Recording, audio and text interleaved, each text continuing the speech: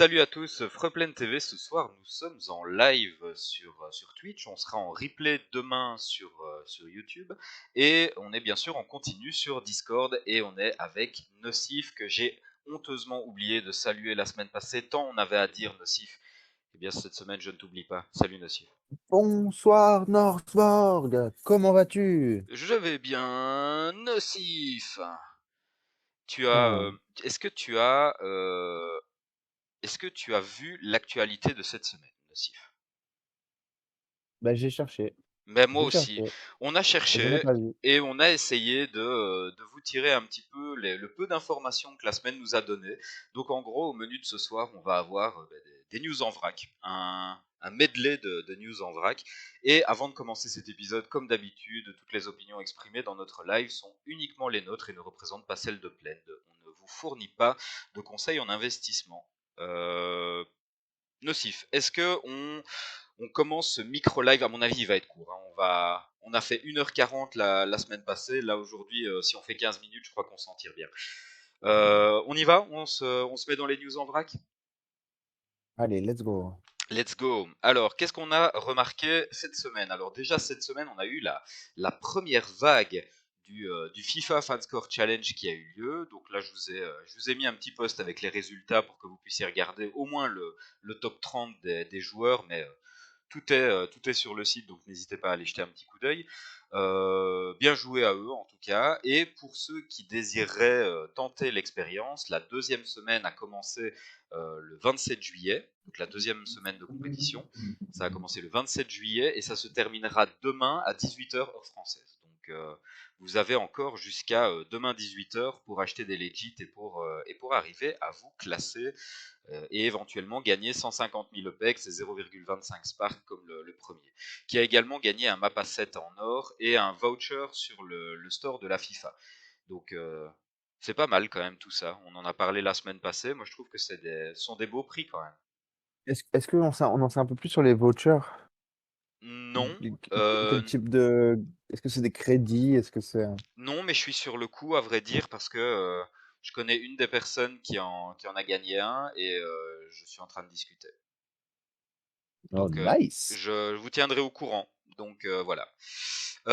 Ensuite, le neighborhood rating. Bon, le petit point hebdomadaire, comme d'habitude. On a Century City qui est en première position, suivi de Hell's Kitchen et de Monero. Voilà pour le top 3. Et ensuite, on a Hollywood, Midtown Terrace, Redwood, Sherwood Forest. Il y a pas énormément de bouleversements dans le neighborhood rating, mais ça se dispute et ça continue son avancement. Ensuite, Nocif, le Planned Community Meetup. Est-ce que Alors, on aurait dû en parler la semaine passée? En fait, on devrait en parler chaque semaine on parce va que en parler chaque maintenant, semaine à à partir de partir de maintenant. maintenant, c'est officiel, nous y sommes, nous y serons, Hmm. Alors, nous y sommes, je sais pas, mais je nous y sais serons. pas, mais oui, nous y serons avec une probabilité au-delà de 100%. Ok, donc ça c'est déjà très bien. Qu'est-ce qui serait cool en fait? Ce serait que Tout le monde vienne. que tout le monde vienne.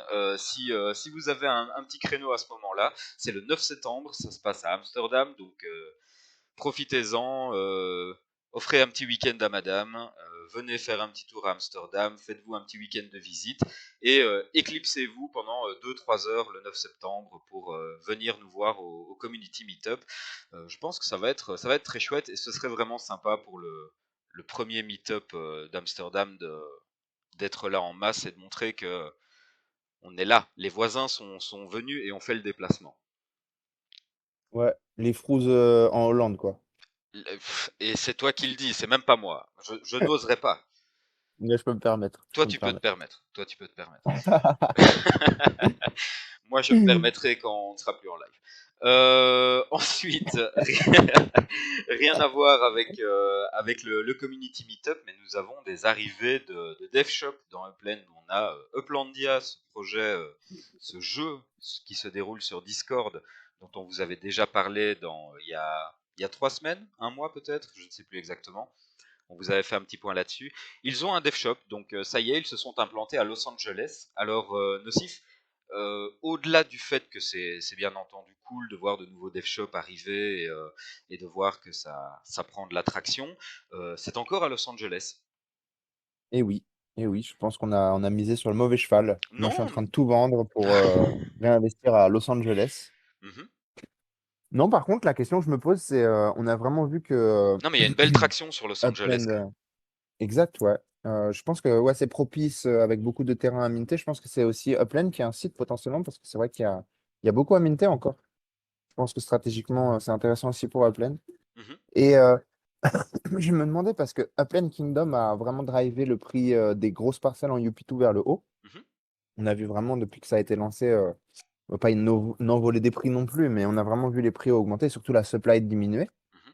Et je me demandais si toi qui en sais plus sur Uplandia, est-ce que Uplandia aussi est connecté au UP2 sur le gameplay et on Honn- pourrait revoir encore le marché se contracter à ce niveau-là. Honnêtement, je suis trop distant pour l'instant avec Uplandia pour vraiment te répondre. J'ai Ok, l'impression que Uplandia n'a pas le même effet de traction sur le marché que peut avoir Upland Kingdom. J'ai l'impression. Mais ok. ça demande à être vérifié. Et si tu veux, je te ferai un retour la semaine prochaine. Je vais regarder un petit peu. Ouais, avec Et je plaisir. vais, je vais me remettre un peu dans le projet aussi. Parce que je t'avoue que j'ai pas eu beaucoup le temps de jouer. Même sur Upland Kingdom cette semaine, j'ai pas eu le temps de faire grand chose. Donc je ne sais pas. Je préfère ne rien te dire pour l'instant. Et je te ferai un retour la semaine Oui, bien prochaine si tu sûr. veux. Ouais, ouais, ça serait chouette. Alors, DevShop de Uplandia, ça c'est une chose. On a également un nouveau DevShop, des nouveaux DevShop pour l'Apex Spark Exchange, donc ce site internet qui vous permet de louer vos Spark ou de faire construire des propriétés en achetant des contributions en Spark chez d'autres joueurs. Euh, Ils ont réussi. Alors déjà, bon, vous avez fait le petit suivi de la situation, vous savez ce qui s'est passé, vous savez que le site a été en pause momentanée, on va dire. Là maintenant, ils sont de retour. Le site a réouvert tout à fait normalement. Ils ont réussi à obtenir des dev shops à Berlin et à Londres, ce qui fait que maintenant ils ont des dev shops dans chaque ville du jeu. Donc ça c'est un beau signe déjà pour eux. Et donc là-dessus, je me suis dit, tiens, et si j'allais... bon, déjà, je vais vous montrer les deux dev shops en question, hein, les voici. Donc vous avez à gauche celui de Berlin, dont je ne vous lirai pas l'adresse parce que mon accent allemand est à couper au couteau. Et celui de droite, c'est celui de Londres, qui est à St. James, si je ne me trompe pas. Exact. C'était ma Exact. propriété il n'y a pas très longtemps. Bravo, Cocorico. Cocorico, Et St. oui, James. on a réussi à garder l'Apex Park Exchange à Saint James. Ok, Youpi. bah, très bien joué et belle marque de développement également pour le projet, je trouve. Donc ça, c'est assez cool. Et étant donné que j'étais tout à l'heure en train de regarder un petit peu les dev shops de l'Apex Park Exchange, je me suis dit, tiens, je vais me reconnecter et je vais aller voir un petit peu la liste des locations. Et surprise, baboum, patatras, les cours sont à la Bien remonté. baisse et on est, Ah. on est à 4 Apex 75 de Ah, je l'heure. pensais qu'ils avaient bloqué à. Ah, j'ai vu un faux, une fake news, j'ai vu alors. Bah écoute, voilà. Et donc là-dessus, moi, ça m'a rappelé. Alors pour ceux qui sont des fidèles du live, je me souviens que j'avais un jour fait un épisode sur des métriques sur le Spark et que j'avais expliqué que selon moi, le point qui valait mieux ne pas dépasser à la baisse, ce serait 9 Apex par Spark parce que ça maintenait plus ou moins la même rentabilité que le PEX avec les loyers. Ok. Là ici, on est radicalement en dessous, donc on est deux fois moins rentable quelque part sur le Spark pour l'instant que sur le PEX avec des loyers de base, donc sans parler de collection ou quoi que ce soit. Euh, voilà, et je pose ça là sur la table et je te laisse réagir, Nocif, et si tu veux, je te dirai après ce que moi j'en pense. Mais je sais pas si ça Non, t'inspire quelque bah, chose.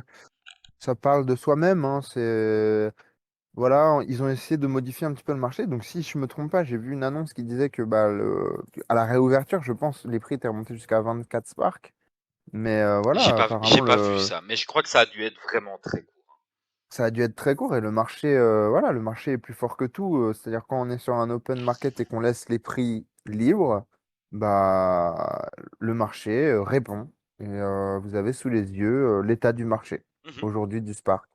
Donc, qui voilà, démontre la demande qui est voilà, plus que... Ouais, elle est faible, la demande est faible. Bien sûr. Donc, Parce vous avez que des les use prix... cases sont faibles aussi.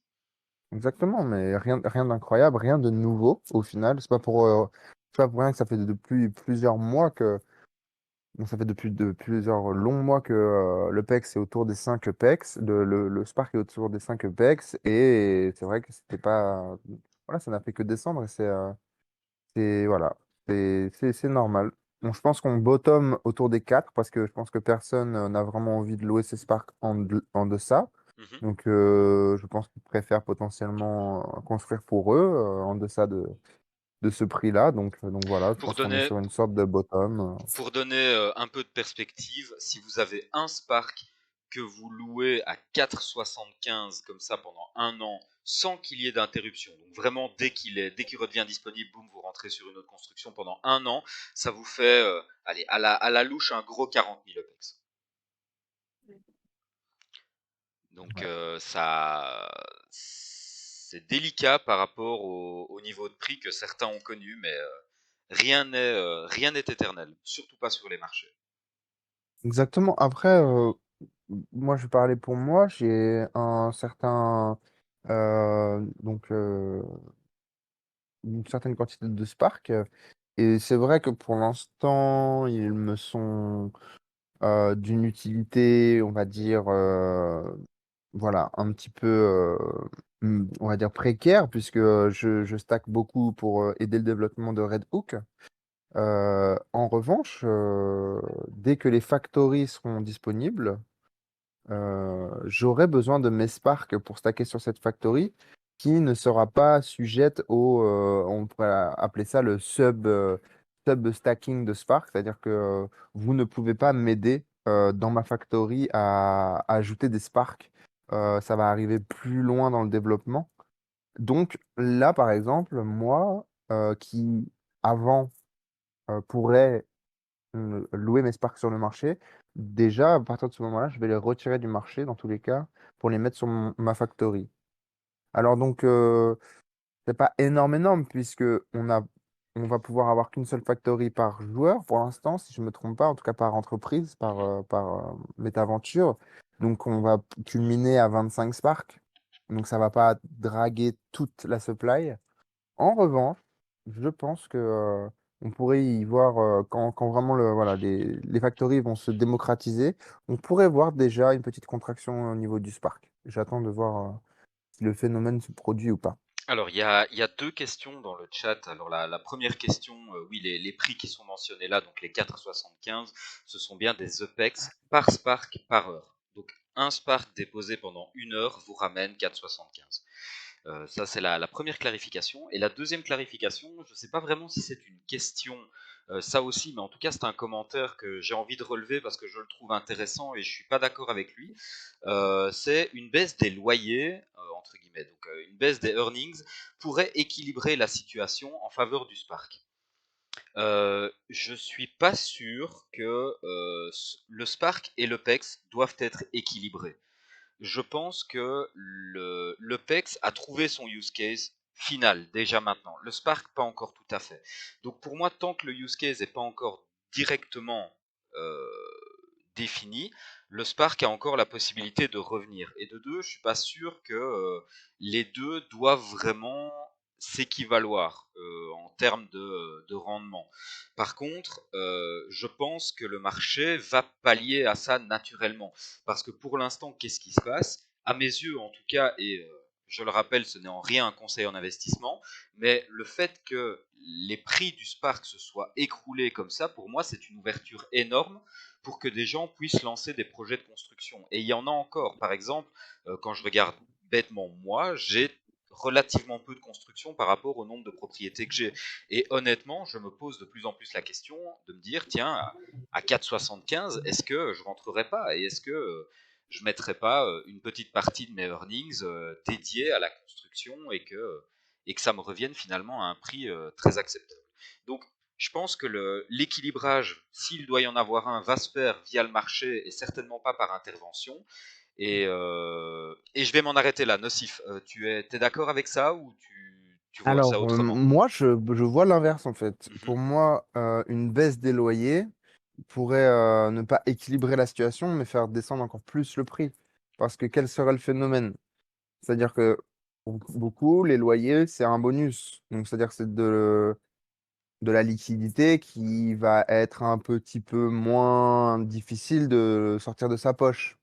Donc, c'est-à-dire qu'il y a beaucoup de earnings qui partent dans le marché du Spark aujourd'hui. Je pense que c'est tout à fait, sans avoir de chiffres, je pense on peut clairement se le dire, qu'il y a quand même, pas une grande partie, mais quand même une grosse partie du marché du Spark est payée par une partie des earnings. Ça, j'en suis convaincu. Donc, c'est-à-dire que si vous enlevez les earnings, et bien, du coup, le phénomène est inverse, c'est-à-dire que moins d'argent, on va dire gratuit, même si ce n'est pas du tout le cas, mais juste pour que vous me compreniez, moins d'argent gratuit, donc moins de budget pour le marché du Spark, et donc, du coup, en fait, moins de demandes et donc encore des prix qui seraient drivés vers le bas. Moi, je Oui, verrais plutôt ça. ça il faudrait voir exactement quelle proportion des locations de Spark se font grâce à des earnings. C'est intéressant, mais je pense qu'il y a en effet il y a probablement une bonne partie en effet. Mais Moi, j'entends beaucoup de personnes autour de moi qui consomment leurs earnings dans les Spark. hmm, Et justement, c'est presque pour ça, c'est à ça que ça sert les earnings, pour eux. Je suis pas dans cette phase-là, mais je pourrais m'y déplacer assez rapidement. mhm. Surtout comme tu l'as mentionné, les prix sont tout à fait intéressants. Bien sûr. Et donc Euh, là, fatalement, Dites-moi, dites-moi. ça va créer un équilibre de marché où les prix vont mécaniquement remonter si tout le monde se jette dessus. Alors, si tout le monde se jette dessus, oui. Si tout le monde se jette dessus. Tu En sais, revanche, tu vas toujours avoir quelqu'un qui va se dire, ah, mais moi, je suis pressé, je veux passer devant tout le monde, donc je vais mettre un UPEX de l'heure en plus. Il y en a toujours. La preuve sur l'image que j'ai là, le tout premier a mis 6,65. Après, il lui reste 4 heures, hein, mais enfin, c'est pas la question. Il loue à 6,65 parce qu'il est probablement pressé. ah, mais du coup, en fait, moi, j'ai dit n'importe quoi. Je me rends compte. Parce qu'en fait, j'ai regardé le problème dans l'autre sens. Donc ça veut dire des earnings. Ah oui, non. En fait, je me suis trompé. Je retire ce que j'ai dit. Pour moi aussi, je pense comme Thias, Frag, que oui, la baisse des earnings pourrait en fait faire descendre le prix du Spark. Parce qu'en fait, c'est les personnes qui sont en demande en fait qui utilisent les earnings. C'est pas l'inverse. J'ai fait une erreur dans ma tête. Oui, je pense que oui. On baisse les earnings. On pourrait potentiellement avoir moins de personnes qui seraient demandeurs de Spark du coup et du coup, Ce qui serait donc une voilà, en mauvaise dessous. chose, hein, finalement, pour le marché en global. Donc, Voilà, pour voilà, moi, voilà, voilà. Je les vais earnings, inverser. la seule raison de les baisser, c'est quand il y aura suffisamment de possibilités et de diversité de business pour nous permettre de gagner notre argent autrement et pouvoir décharger Upland des earnings. Et que les gens Exactement. puissent gagner leurs OPEX par d'autres biais. Que ce soit des jeux, que ce soit de la livraison en taxi ou que sais-je. Enfin, vous avez compris le principe. Voilà, donc ça c'était à peu près la dernière chose que je voulais mettre en évidence. N'hésitez pas, hein, d'ailleurs, dans le chat si vous avez des questions, parce que là on vous fait l'analyse de marché et puis après on plie boutique, les gars. Il y a plus rien à dire, il y a plus rien à voir circuler. Nocif, tu nous présentes l'analyse de marché? Oui, alors donc du coup, donc très peu de mouvements. On voit une légère rebaisse globale à part Londres. Donc bon, c'est quasiment comme les semaines précédentes. Donc voilà, le floor en dollars sur Manhattan, il stagne. Perte de quelques EPEX sur le floor en EPEX, du coup. À San Francisco, donc on n'est pas à 1,98 $, je vous rassure, c'est bien un 7. Donc voilà, légère baisse. On a une légère baisse aussi sur le prix des EPEX à San Francisco. En revanche, Londres, on voit qu'une fois de plus, voilà, c'est sur la pente montante. Donc on a une très légère hausse en dollars.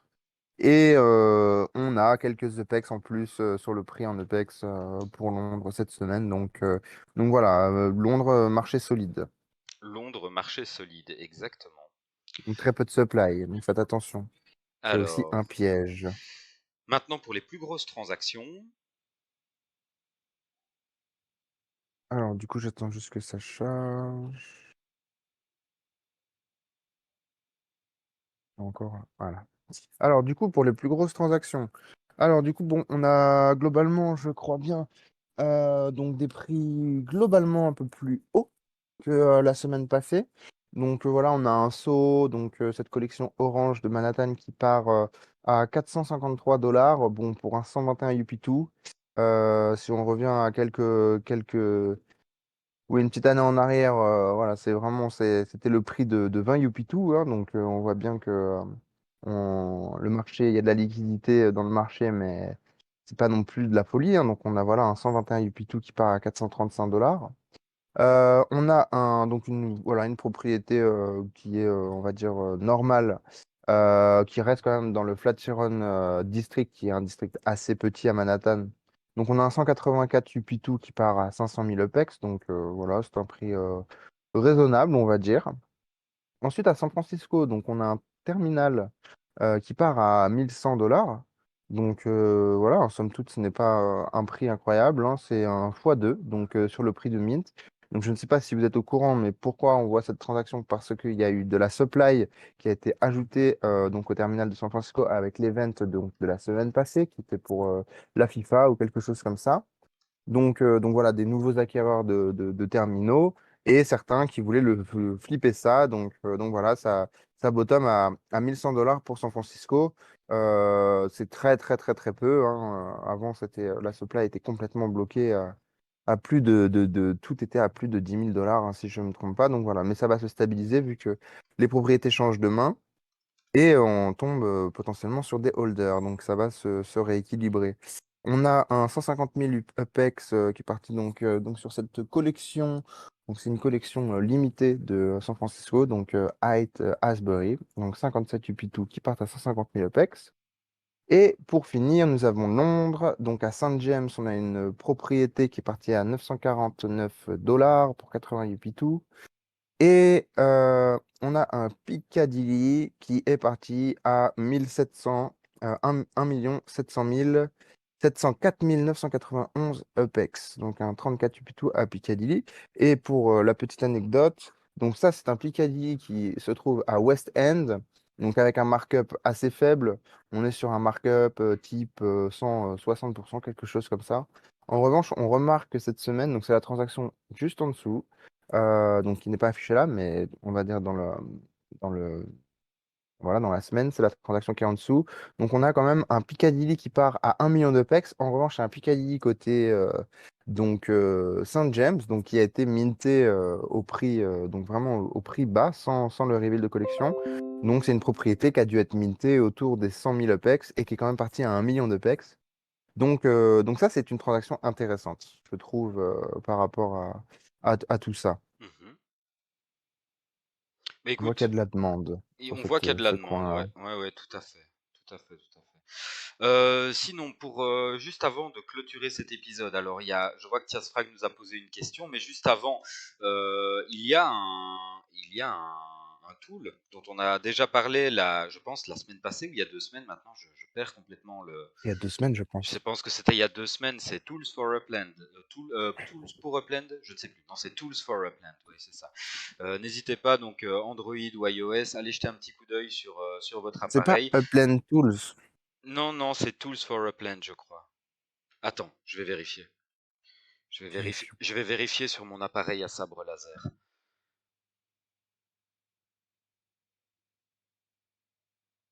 Fais attention à ta rétine. Mais écoute, je sens déjà ma rétine en train de se décoller. Non, c'est bien Tools for Upland. Et ouais, c'est ça, ouais. Tools Tools for for Upland. Petit- Awesome. Petite preuve sur le téléphone pour être sûr que personne ne voit rien, parce que de toute façon, on ne voit rien. Quelle horreur, j'ai tellement mal au cœur d'avoir cassé mon téléphone. Bref, peu importe.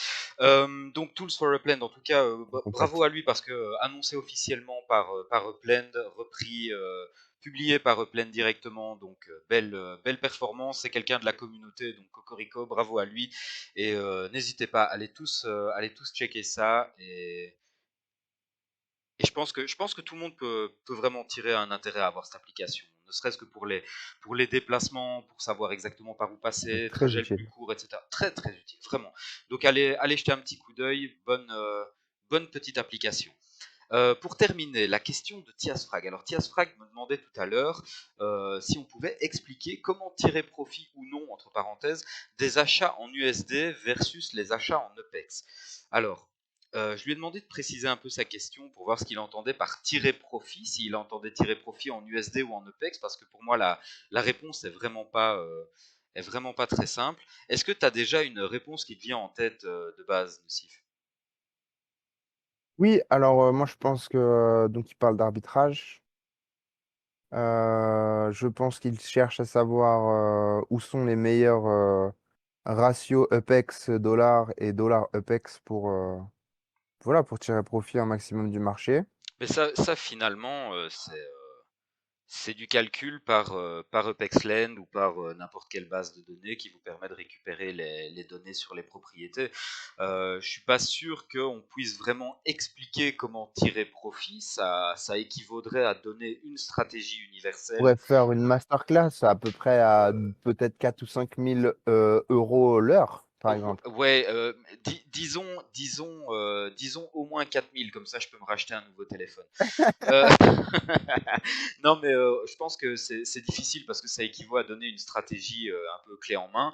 Je pense que ce qu'il faut faire, c'est voir au cas par cas parce que le marché bouge tout le temps et il y aura toujours des opportunités qui sortent des stratégies clés en main qu'on pourrait donner. Je pense que une des bonnes manières de faire, c'est de regarder bêtement quel est le markup alors, si tu veux faire de l'arbitrage, donc vraiment profiter de la différence de cours entre le dollar et le PEX, tu cherches des propriétés dont les markups en dollars sont ultra bas, tu les achètes en dollars, tu les revends en EPEX, et là tu prends vraiment le tu prends le différentiel, quoi. Ça, c'est une manière de faire. Après, si tu veux vraiment acheter en dollars pour revendre en dollars et faire du profit en dollars, ça c'est différent. Si tu veux acheter en dollars pour revendre en EPEX qui te servira après à revenir en dollars, c'est différent aussi. Ça dépend un peu de ta stratégie, ça dépend de si tu veux passer par l'EPEX, ça dépend de combien de temps tu souhaites rester en EPEX et quelle est ta projection de multiplication de tes EPEX. Donc peut-être que tu te dis, je vais acheter en dollars maintenant, je vais acheter à un prix, une propriété qui vaut 100, je l'achète à 70 dollars, j'ai déjà gagné 30 dollars. Je la vends en EPEX, je récupère, mettons, tu vas pas faire un profit énorme pour l'instant, tu vas la vendre à 120 000 EPEX par exemple. Donc là, tu as fait 50 000 de profit.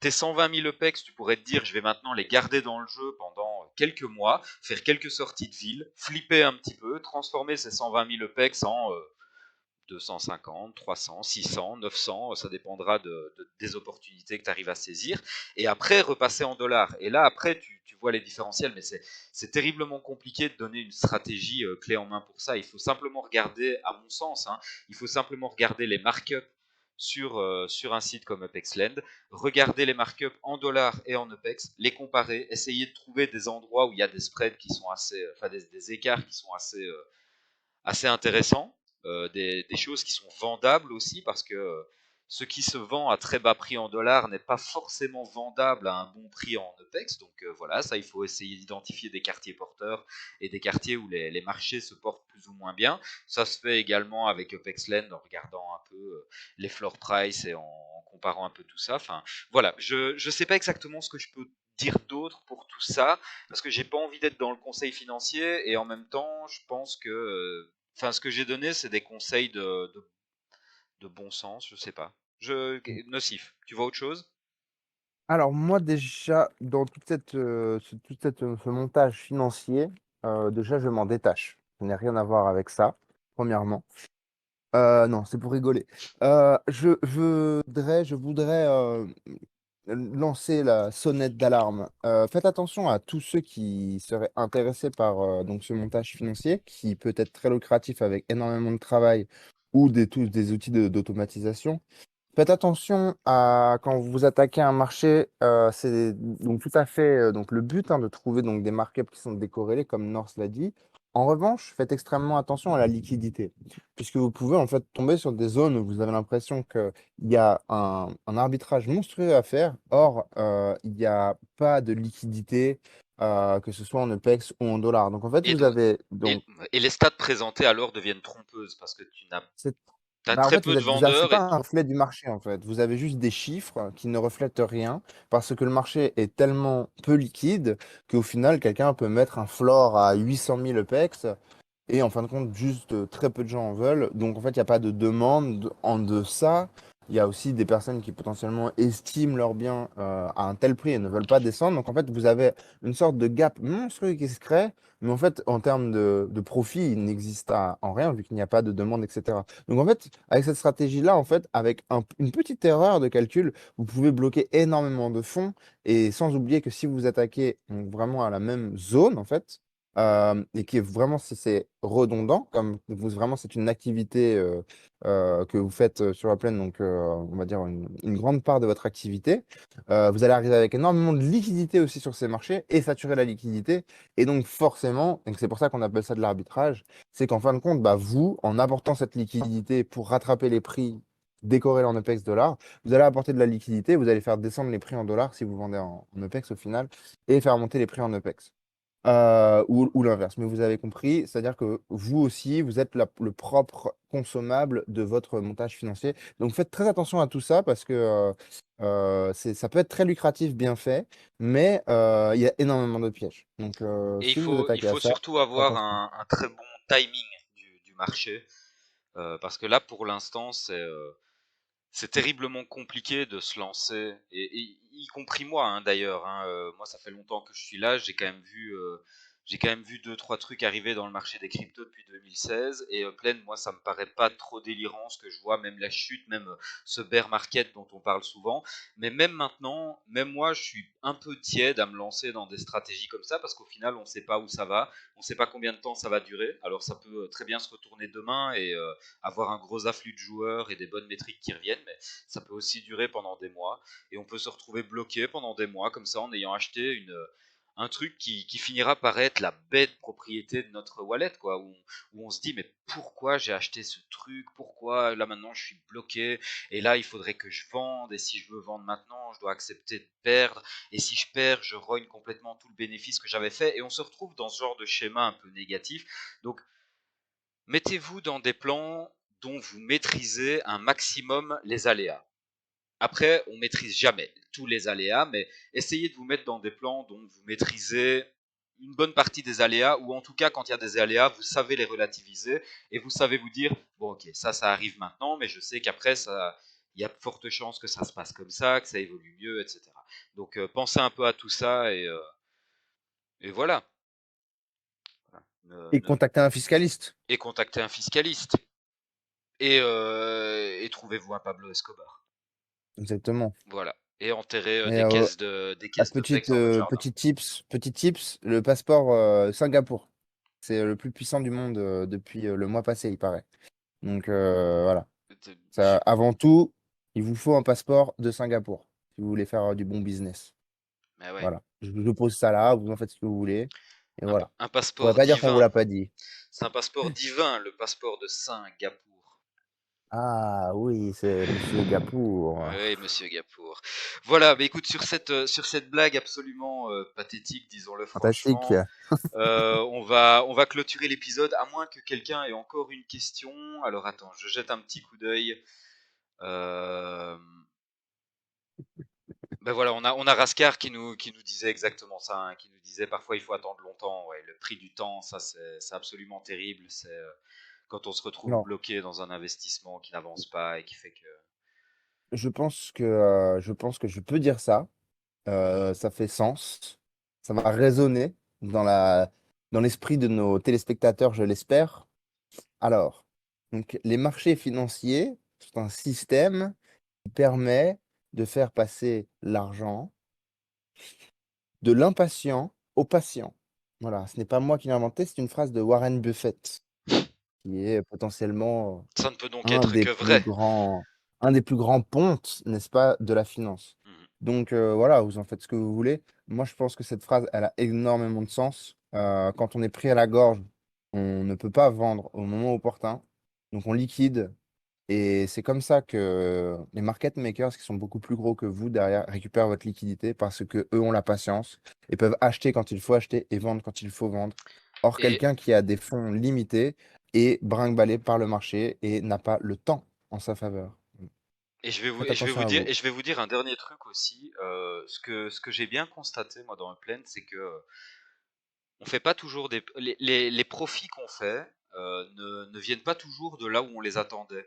C'est-à-dire que moi, quand je suis arrivé, j'ai acheté des propriétés à San Francisco à un moment où j'avais de quoi m'acheter une propriété de temps en temps à San Francisco et j'y connaissais rien et j'ai acheté des propriétés euh, qu'avec le recul, 5 ou 6 mois plus tard, je me disais mais jamais je vendrai ces trucs. Ces trucs, c'est des locaux à poubelle, c'est des locaux à poubelle dans une arrière-ruelle qui sent le vinaigre, quoi. Donc, je ne pensais jamais arriver à vendre ça. Et il y a certaines de ces propriétés qui sont parties au haut de la hype qu'on a connu, allez, le gros pic qu'on a connu de bull market. J'ai vendu des propriétés à des prix qui étaient déraisonnables et c'est les meilleurs markups que j'ai effectués sur tout mon jeu. Alors que c'était des propriétés sur lesquelles je misais pas un copec et c'est pas mon district financier à San Francisco, même si ce sont sur le papier les propriétés que j'ai qui ont le plus de valeur, c'est pas ça qui a fait que mon jeu s'est développé. Donc misez pas trop sur vos stratégies, diversifiez et réfléchissez bien, quoi. Restez ouvert parce que le marché va toujours essayer de vous prendre par des Toujours. biais où vous avez pas forcément planifié ou auxquels vous n'avez pas forcément pensé. Ouais. Gardez à l'esprit que voilà, vous pouvez être le consommable de joueurs plus grands que vous. Mhm. Gardez tout ça en tête. C'est vrai que On est tous le on a l'impression plancton que ce d'une sont que baleine. des chiffres. Oui, voilà, on pense que c'est que des chiffres. Maintenant, il y a des gens derrière. Et il y a des gens très malins. Alors, en ce moment, c'est très calme dans le plein, on ne le voit pas forcément.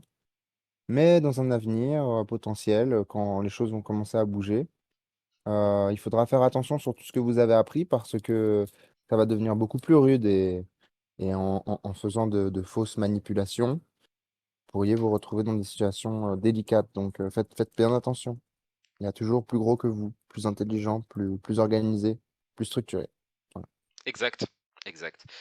Eh bien, écoute, sur cette mise en garde, je propose qu'on en reste là. On va pas tirer inutilement le live plus longtemps. Je trouve je ne m'attendais déjà pas à avoir fait 35 minutes de live avec si peu de matériel, mais vos questions ont bien étoffé la discussion, donc je suis très content. Au final, ça nous fait un live presque normal.